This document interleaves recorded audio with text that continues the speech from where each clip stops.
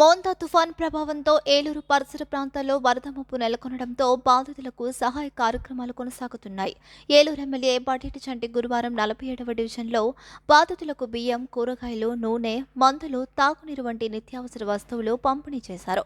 ప్రతి కుటుంబానికి ₹1000 నగదు సహాయంతో పాటు పునరావాస కేంద్రాలు, సౌకర్యాలు కల్పిస్తున్నట్లు తెలిపారు.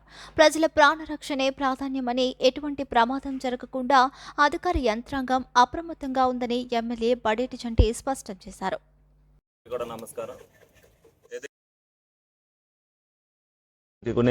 ఏదైతే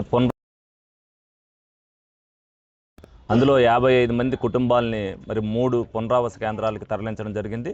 దానికి సంబంధించి అందులో 128 మంది ఫ్యామిలీ మెంబర్స్ ఉన్నారు. 55 కుటుంబాలకి ఆ 128 మందికి కూడా ఒక్కొక్కరికి ఒక ₹1000 చొప్పున, అలాగే ఒక్కొక్క కుటుంబానికి 25 కేజీలు బియ్యం, పంచదార, కందిపప్పు, పామాయిలు, ఉల్లిపాయలు, బంగాళదుంపలు అన్నీ కూడా ఒక్కొక్క కేజీ చొప్పున ఇవాళ 55 కుటుంబాలకు కూడా అందించడం జరుగుతుంది. మరి ఏదైతే ప్రభుత్వం చంద్రబాబు నాయుడు గారు ఎవరో కూడా వర్షంలో ఇబ్బంది పడకూడదు, తుఫాను వల్ల ఇబ్బంది పడకూడదు అనుకున్నారు.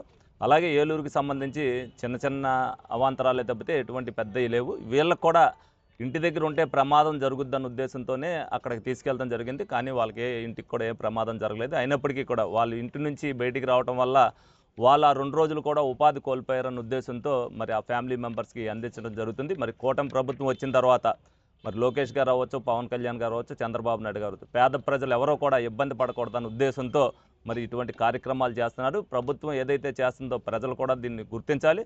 అందరూ కూడా అధికారులు అవ్వచ్చు, నాయకులు అవ్వచ్చు, మరి ఆ 2 రోజులు కూడా అహర్నిశలు పనిచేసి మరి ఏలూరు నియోజకవర్గంలో ఏ ఇబ్బంది లేకోకుండా ఒక్క నీటి చుక్క కూడా ఎక్కడ రోడ్డు మీద నిలబడలేదు.